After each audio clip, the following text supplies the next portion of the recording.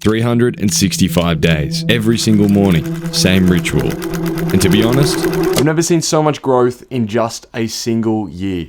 in a world that won't stop moving, won't stop upgrading, exporting, downloading, consuming, accelerating, faster, louder, more. This book allows me to cut through all of that noise. It's my system, it's my ritual that sets me up for a good day every single day, no matter what. And it's so simple, it's actually kind of a joke. Over the past year, every morning has started pretty similar. Wake up, hot lemon tea. I sit down, I open my habit tracker journal and I write. I begin with a memorable moment. Then I tick my good habits and bad habits, and I jot down a metric I am tracking. Then if I want to, I log a journal entry about something that has caught my attention, an idea, a quote, a thought, a frustration maybe. And in the space of just 10 minutes, I'm on a trajectory for an amazing day. This is such a low friction journaling method, and that's why I have been able to do it for 365 days from starting off as the occasional bad day journaler. So this method has helped in some of the most incomprehensible of ways, and over the past year, I've done some pretty wild shit. Things like running a 100-kilometer ultra marathon around an athletics track, scaling my personal brand to over 120,000 followers across all platforms, marketing my first product completely handmade by me. I helped raise over $100,000 for cancer research, and I worked on the other side of the world for a month and made the most money I've ever made in my life. But in the hectic and life-changing 12 months I've just had, one thing stayed the exact same. I was using this book every single day. Well, if I'm being completely honest, I did miss a few days, but this thing stayed by my side the entire time. It's seen the hills of Scotland and the mountains of Italy. This thing is well traveled. Anyways, what's so special about this book? Well, for starters, it might sound weird, but I think I fantasize this moment.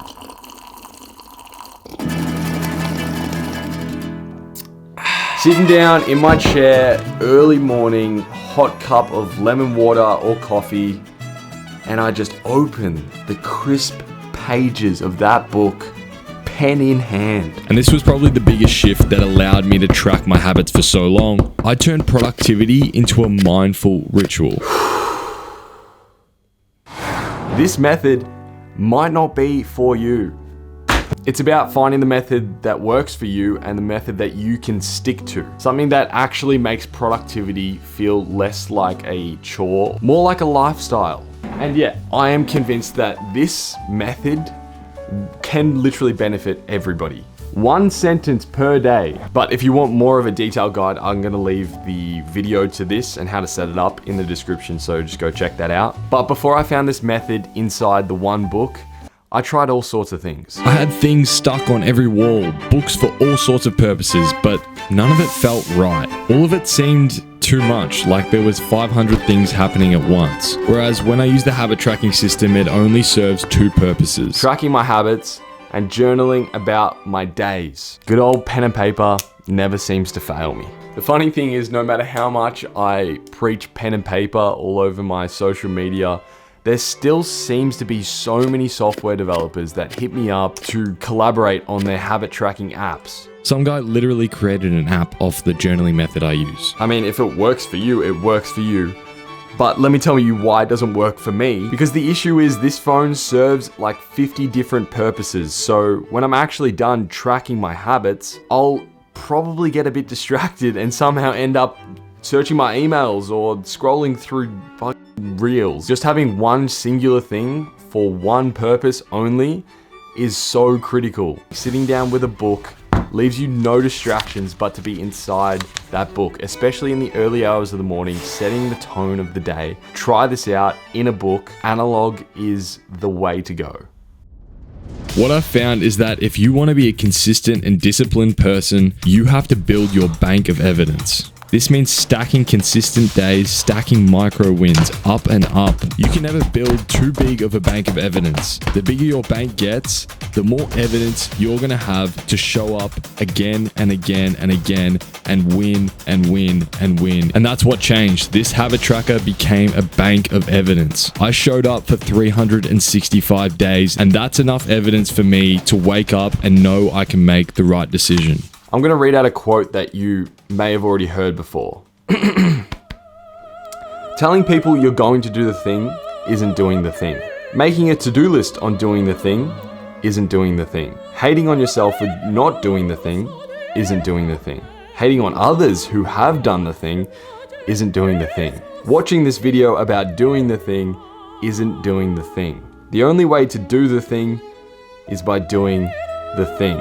I cannot remember where I fucking heard, but I love that quote. It's exactly to a T what I had to embody to track my habits over the past year. Taking action is so much more important than thinking, than speaking, than anything. Set your alarm, wake up, open the damn book. Don't negotiate. I found that once I started to take more and more action, it became really, really easy. The once hard things became second nature to me, and more confronting tasks became less daunting. And it's no surprise because consistency is the #1 catalyst for change. And just through consistency and implementing the right habits, I was able to change my life in 1 year more than I've ever changed it before. Which leads me to my next learning. What you put down in these columns here is going to design out your life. Things like creating a habit out of speaking to a stranger every day pushed me to get into conversations that I wouldn't usually be in.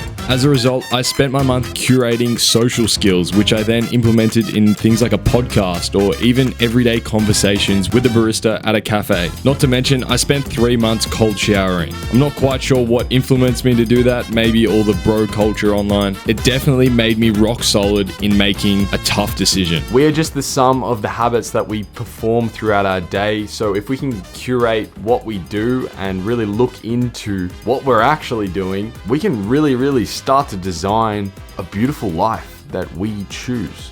And a pretty vulnerable way that I do this is I track my bad habits. Scrolling, pornography, caffeine, the things that I'm not proud of. Because what I've learned is that you cannot change what you do not acknowledge. Deep down, if you really feel like these things are taking control of your life and you acknowledge that, go and write it in a book.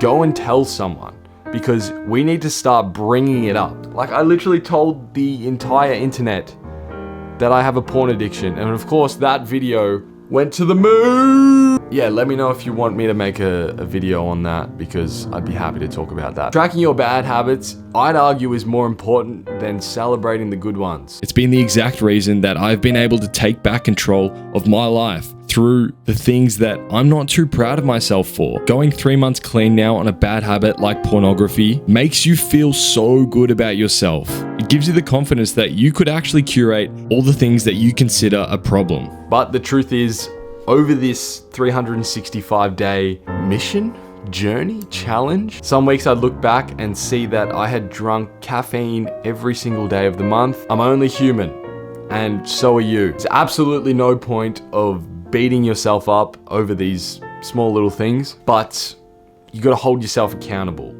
You gotta keep showing up into this habit tracking book. Although over the year I taught myself some incredible discipline, sometimes it became an unhealthy relationship with myself. I'm talking pursuing my habits at all costs. This means neglecting my social responsibilities, neglecting my family responsibilities. Sometimes I'd just be flat out a shit person to be around. They tell you that this is the cost of discipline, but I honestly don't know if that's true. Habit tracking is meant to mold me into the person I truly desire, and I don't want to be a shit person. So this is probably the biggest downfall of being so consistent in positive action, is that you become a little bit selfish, and it'll be interesting to see if I could find that balance over the next year of tracking my habits. But I am making my own gridded book, exactly like this, blank pages. If you want to buy one, the link is in the description. There's only going to be 100 copies. If they're sold out, I'm very sorry. I'm gonna keep continuing this book